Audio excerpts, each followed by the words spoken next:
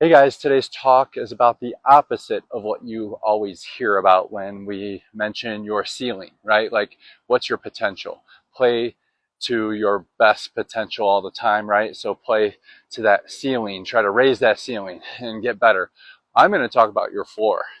And I think that's more important because your floor is like your lowest performance, right? Your like when everything's going poorly, what does that look like?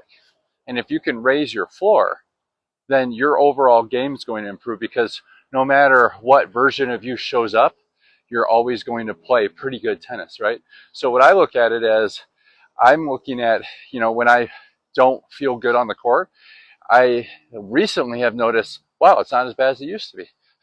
So I think that's something really powerful for you to think about. And also, how do you raise the floor would be another question, right?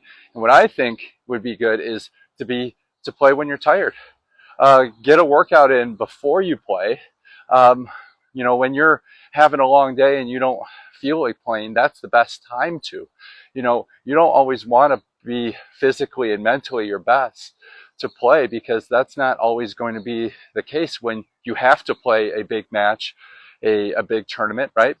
So I think getting your body used to not being 100% when you're playing allows you to problem solve because now you're thinking, well, if I'm not playing my best, I have to rely on other things. Maybe I have to start having a little bit more, be more mindful of my opponent and what they're good and what they're not good at instead of just thinking about how poorly I'm playing.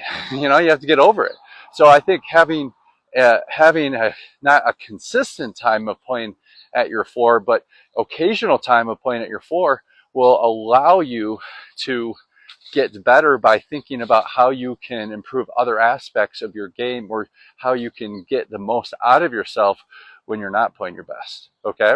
So get out there and instead of playing like when you're feeling the greatest, get out there when you're not feeling the greatest and just see if you can get through it and see if your floor can gradually raise. All right? Get after it. And as always, happy trading.